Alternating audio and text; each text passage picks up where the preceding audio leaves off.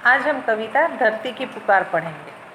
धरती की पुकार मतलब धरती हमारी ज़मीन, हमारी भूमि, और वो क्यों पुकार रही है।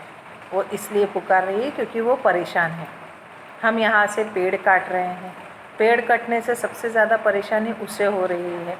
उसको बंजर कहा जा रहा है, जबकि वो बंजर खुद नहीं है, हमने उसको बंजर बनाया है। और वो बोल रही है कि अगर पेड़ कटेंगे तो क्या क्या मुसीबतें आपको होगी, ये सब इस कविता में बताया गया है। और धरती अपने आप को बचाने के लिए पुकार रही है।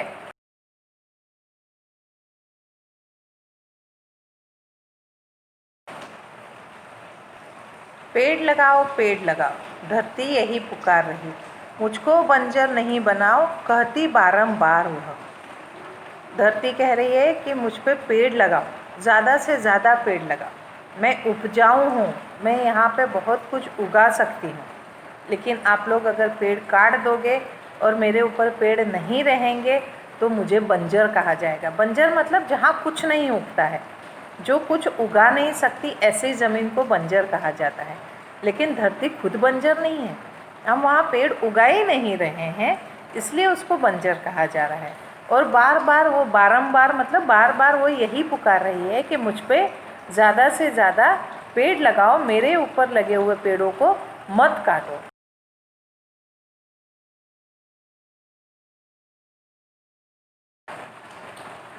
पेड़ अगर सब कट जाएंगे, शुद्ध हवा कैसे पाएंगे, कैसे बोलो होगी बारिश, कैसे बाढ़ से बच पाएंगे। यहाँ धरती बोल रही है कि अगर पेड़ सब कट जाएंगे तो हमें शुद्ध हवा कैसे मिलेगी।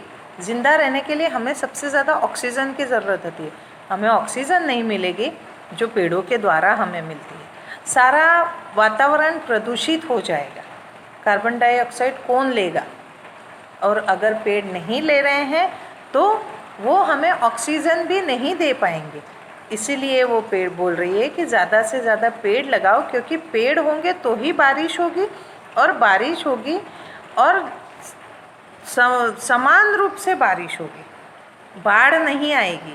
पेड़ जो है वो पानी को भी रोकते हैं, पानी के नीचे मिट्टी के कटाव को रोकते हैं, पानी को रोकते हैं, जिससे बाढ़ नहीं आती। अगर पेड़ ही नहीं है तो अगर बहुत तेज़ बारिश होती है तो सारा पानी जो है वो शहरों में घुस जाता है, गाँवों में घुस जाता है, लोगों को घर डूब जाते हैं, नुकसान होते हैं, लोगों की जानें चली जाती है, जानवर मर जाते हैं। ये सब परेशानियाँ पेड़ न होने के कारण ही सिर्फ होती है।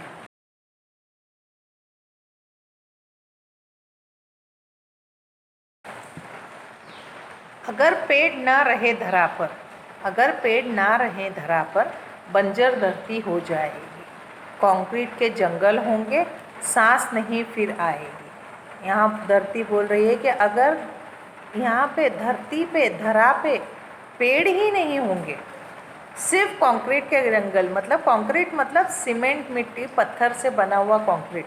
वो आप जानते हो कि पेड़ यहाँ काट देते हैं और बड़ी बड़ी बिल्डिंग्स खड़ी हो गई है। बहुत ऊंची ऊंची बिल्डिंग्स, मॉल्स बनाने के लिए हज़ारों की संख्या में पेड़ों को काट दिया जाता है। लेकिन धरती अगर बोल रही है कि अगर आप पेड़ काट रहे हो, सिर्फ कंक्रीट के जंगल खड़े कर रहे हो, तो आप कैसे सांस ले पाओगे। धीरे धीरे ऑक्सीजन पे, वातावरण में ऑक्सीजन की मात्रा कम हो जाएगी, और आपको ज़िंदा रहने के लिए ऑक्सीजन चाहिए, तो आप सांस ले ही नहीं सकते। क्या पेड़ों के जंगल की जगह अगर कंक्रीट के जंगल होंगे तो ऑक्सीजन बनेगी? नहीं बनेगी। लेकिन हम अपनी ज़रूरत के मुताबिक अगर पेड़ काटे जाएँ तो कोई गलती नहीं है, लेकिन हम अपनी ज़रूरतों को, अपनी सुख सुविधाओं को इतना बढ़ाते जा रहे हैं कि उसके लिए हमें पेड़ काटना पड़े तो भी हम आराम से काटते चले जा रहे हैं। और काटने के बाद हमें वृक्षारोपण करना चाहिए।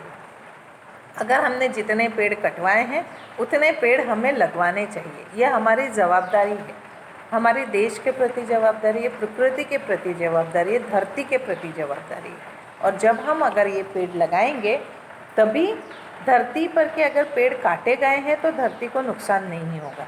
लेकिन धरती बोल रही है कि पेड़ों के जंगलों को कम करके तुम लोग कंक्रीट के जंगल को बढ़ा रहे हो, तो कैसे शुद्ध हवा तुम्हें मिलेगी।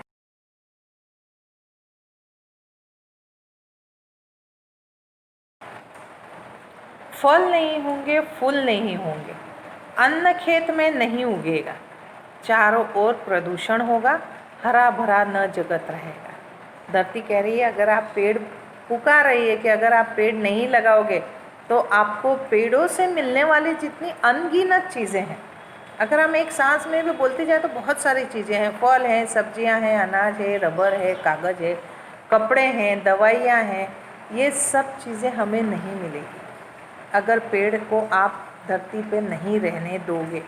अन्न खेत में नहीं उगेगा, अनाज नहीं उग सकता खेत में, चारों ओर प्रदूषण होगा, प्रदूषण, पॉल्यूशन।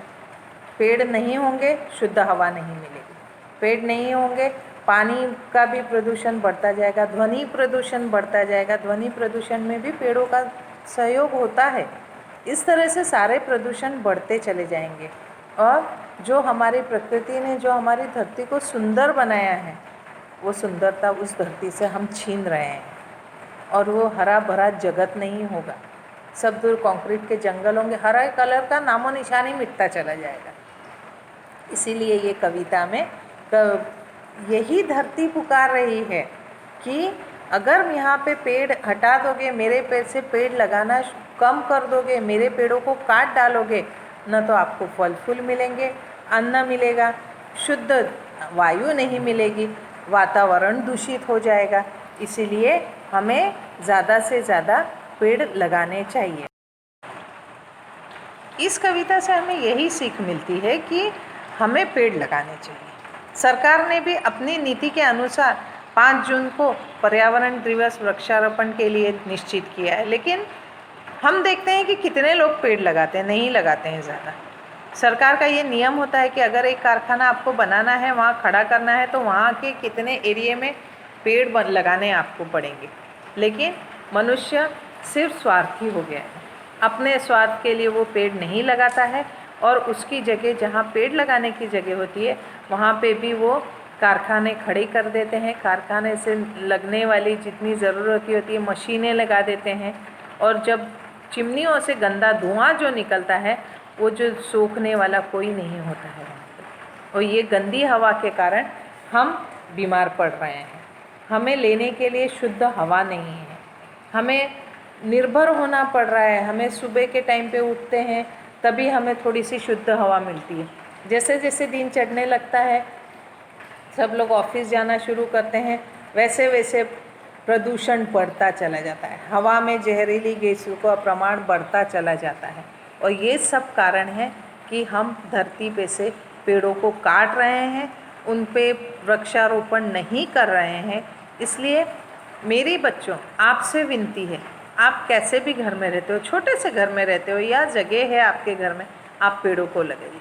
आप देखिए कि आपके लगाए हुए पेड़ में एक नया पत्ता भी आता है तो उससे आप कितने आनंदित हो जाते हैं।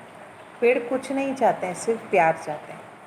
थोड़ा सा पानी डालिए, उसको थोड़ा सा खोदिए, अगर आपके पास में कुछ खाद है तो आप उसमें डाल सकते हैं। और इस तरह से आप जब पेड़ों को पालोगे, जब वो जैसे जैसे वो पेड़ बड़ा होगा, वैसे वैसे आपको जो आनंद मिलेगा वो आनंद और कहीं नहीं मिल सकता।